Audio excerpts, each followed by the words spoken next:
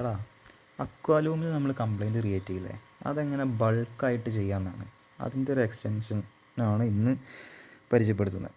ഒരു ടെംപ്ലേറ്റ് ഉണ്ടാവും ഇതുപോലെ, ഈ അക്വാലൂം ടെംപ്ലേറ്റ് എന്ന് പറഞ്ഞിട്ട്. ഇതിലെന്ത് ചെയ്യുക, ഈ കോളത്തിൽ നമ്മൾ ഡേറ്റ് എൻ്റർ ചെയ്യുക, ഏതാണോ കംപ്ലയിൻ്റ് ഡേറ്റ് അത്. ഡിസ്ക്രിപ്ഷനിൽ എന്താണോ കംപ്ലയിൻറ്റ് ഡിസ്ക്രിപ്ഷൻ, ഏത് പൈപ്പ് ലീക്കാണ്, അങ്ങനത്തെ കാര്യങ്ങൾ. പിന്നെ ഒരു കാര്യം പ്രത്യേകം ശ്രദ്ധിക്കണം, അതിൻ്റെ കൂടെ സിമെൻറ്റ് റീസ്റ്റോറേഷൻ ഉണ്ടെങ്കിൽ, കോൺക്രീറ്റ് റീസ്റ്റോറേഷൻ ഉണ്ടെങ്കിൽ CC എന്ന് കൂടെ ഇതേ ഫോർമാറ്റിൽ കൊടുക്കണം.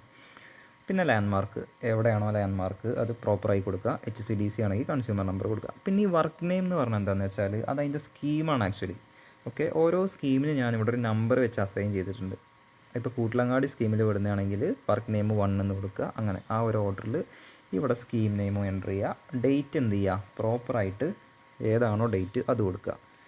ഓക്കെ, എന്നിട്ട് ഈ ഡേറ്റും ഇതിലിപ്പോൾ നോക്കിയാൽ നിങ്ങൾക്ക് കാണാം 34 കംപ്ലയിൻസ് ഉണ്ട് ഇവിടെ നമുക്ക് ചെയ്യാൻ വേണ്ടിയിട്ട്. അത് സ്കീം വൈസിൽ, അതായത് ഇതേ ഒരു ഫോർമാറ്റിൽ നമ്മൾ എന്ത് ചെയ്യുക, ആദ്യം ഈ എക്സൽ ഷീറ്റിൽ ഫില്ല് ചെയ്യുക.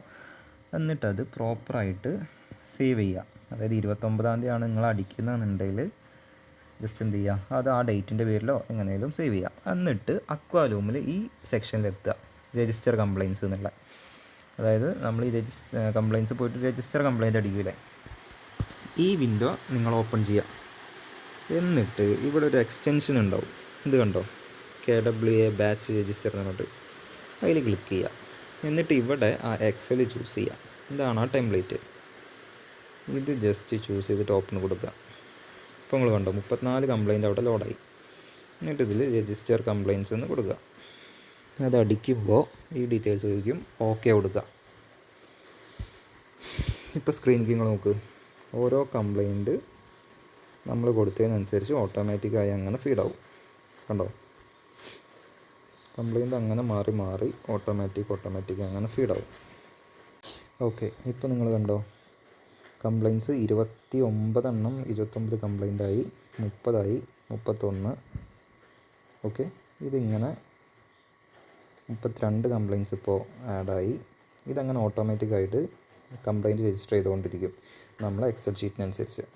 ഇപ്പോൾ നിങ്ങൾ കണ്ടോ 34 കംപ്ലീറ്റ് ആയി. ഇങ്ങനെ കംപ്ലീറ്റ് ആവുമ്പോൾ ഓട്ടോമാറ്റിക്കായിട്ടൊരു എക്സൽ, അത് കണ്ടോ, ഒരു എക്സൽ അവിടെ ഡൗൺലോഡായി വന്നു ഓട്ടോമാറ്റിക്കായിട്ട്. ഇനി ആ എക്സൽ ഒന്ന് ഓപ്പൺ ചെയ്താൽ നിങ്ങൾക്ക് എന്ത് കിട്ടും, ആ ഓട്ടോമാറ്റിക് ഡൗൺലോഡായ എക്സൽ നിങ്ങൾ തുറന്നാൽ ഇത് കണ്ടോ, ഈ 34 കംപ്ലയിൻസിൻ്റെ കംപ്ലയിൻറ്റ് നമ്പർ കണ്ടോ.